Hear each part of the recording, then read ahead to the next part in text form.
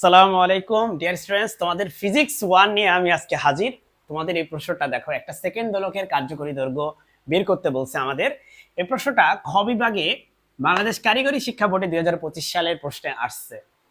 তো এই প্রশ্নটার উত্তর খুবই খুবই ছোট। ইনশাআল্লাহ ভিডিওটা হয়তো 2 থেকে 3 মিনিটের হবে, বেশি বড় হবে না।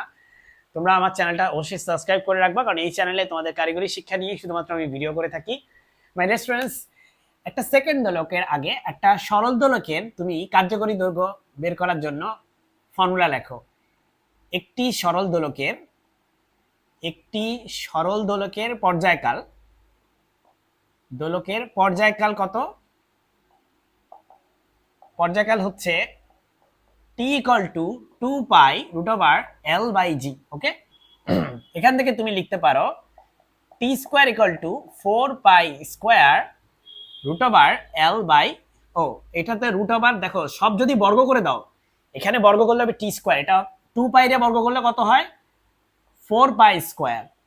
আর এটারে বর্গ করলে হবে L/g। এখান থেকে তুমি L বের করো।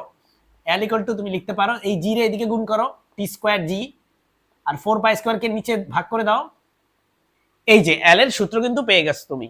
এখন সেকেন্ড দোলক মানে কি? সেকেন্ড দোলক হচ্ছে এমন একটা দোলক যার পর্যায়কাল হচ্ছে 2 সেকেন্ড। এখানে সেকেন্ড দোলকের জন্য পর্যায়কাল হবে 2 সেকেন্ড। ওকে, তাহলে তুমি এখানে বসাও, L ইকুয়াল টু বসাও, 2 এর উপর বর্গ করলে কত হয়? 4।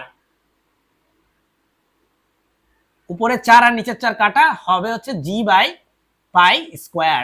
জি এর মান হচ্ছে 9.8 মিটার পার সেকেন্ড স্কোয়ার আর π²। এখন একটা ক্যালকুলেটর ইউজ করো। আমি একটা ক্যালকুলেটর নিচ্ছি এটা সলভ করার জন্য। সো আমি ক্যালকুলেটরের মাধ্যমে সলভ করতেছি। 9.8 ডিভাইডেড বাই π²।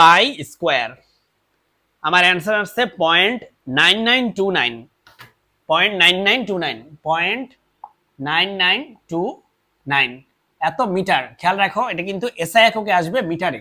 তো এই হচ্ছে আমাদের আজকের আলোচনা। চ্যানেলটি সাবস্ক্রাইব করে রাখো। আসসালামু আলাইকুম।